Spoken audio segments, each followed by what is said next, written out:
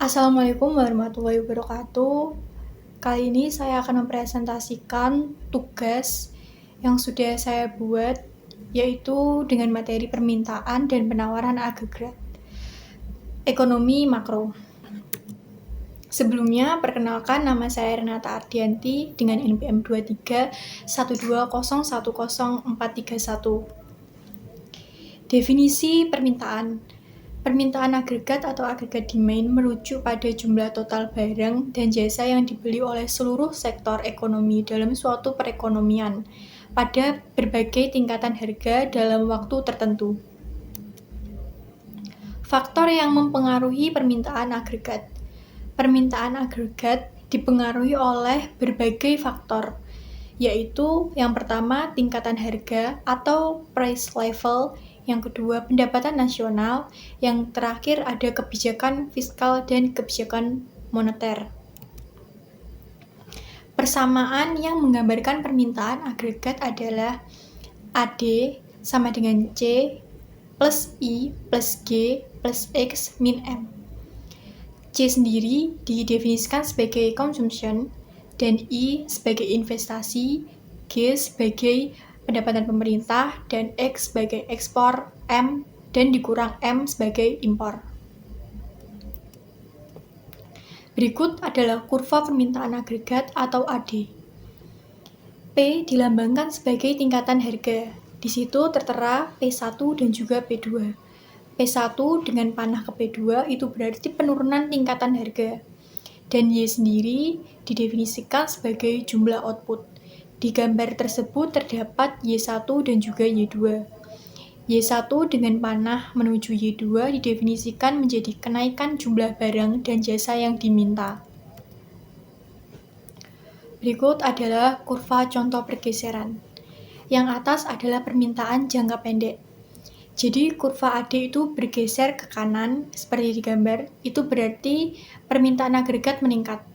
Dan juga sebaliknya, yang terpengaruh permintaan jangka pendek, konsumsi masyarakat dan juga pemerintah.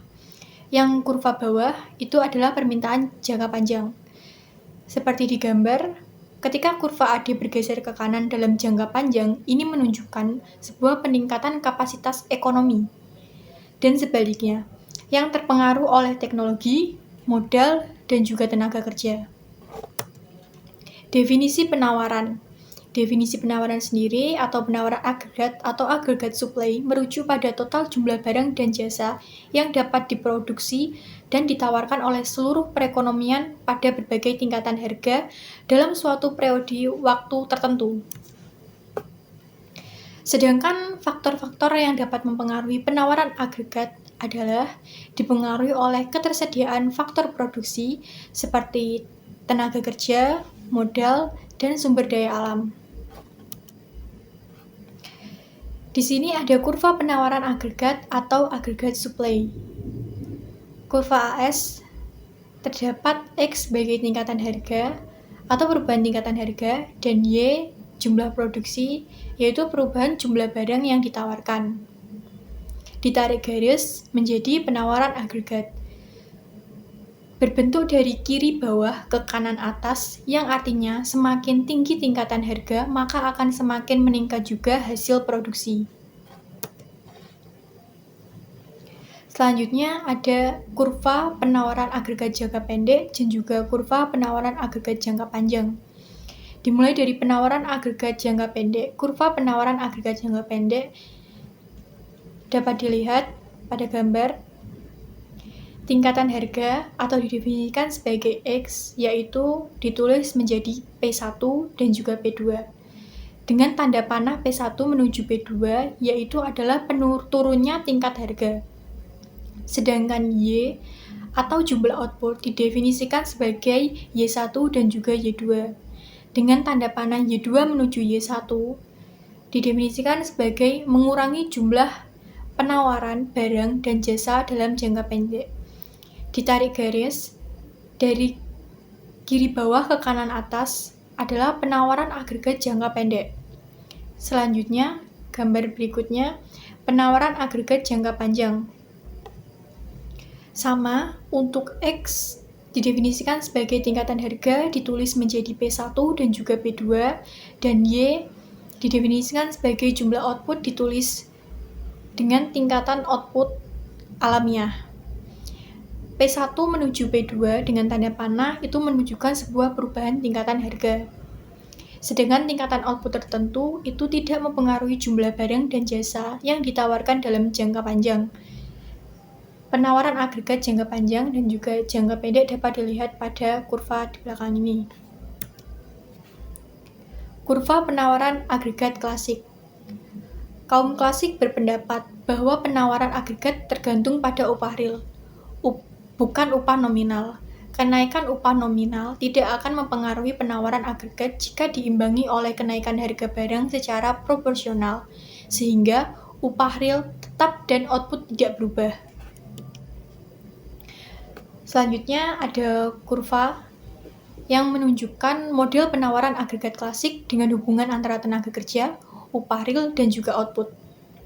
Seperti panel A, output meningkat seiring bertambahnya tenaga kerja melalui fungsi produksi.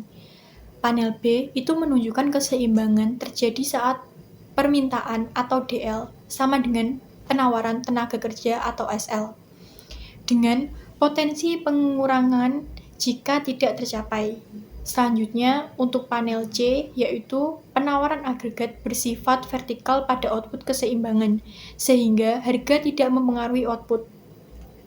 Yang terakhir ada panel D, itu menunjukkan penurunan upah nominal, meningkatkan penawaran tenaga kerja, meski harga tetap.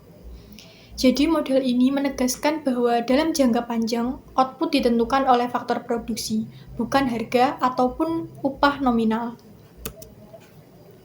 Selanjutnya ada kurva penawaran agregat Keynes. Menurut definisinya, Keynes, upah bersifat tegar sehingga karena dipengaruhi oleh serikat pekerja dan kebijakan upah minimum, sehingga pekerja memperkuat posisi tawar pekerja. Sementara aturan upah minimum mencegah penurunan upah di bawah batas tertentu, sehingga upah cenderung sulit menyesuaikan dengan kondisi pasar. Berikut adalah kurva yang menunjukkan model penawaran agregat Keynes di pasar tenaga kerja. Untuk garis DL sendiri itu menunjukkan kurva permintaan tenaga kerja berdasarkan upah real.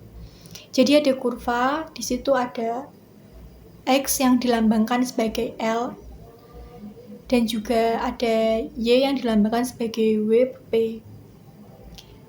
Untuk selanjutnya garis SL itu adalah kurva penawaran tenaga kerja berdasarkan upah real, sedangkan L keseimbangan optimal dengan upah real, dan yang terakhir pengangguran terjadi saat upah real menyebabkan tenaga kerja yang ditawarkan melebihi yang diminta. Jadi Keynes menekankan bahwa pasar tenaga kerja sering mengalami pengurangan involunter karena ketidakseimbangan upah dan permintaan pada tenaga kerja. Baik, mungkin hanya itu yang dapat saya sampaikan. Bila ada kurang lebihnya saya mohon maaf.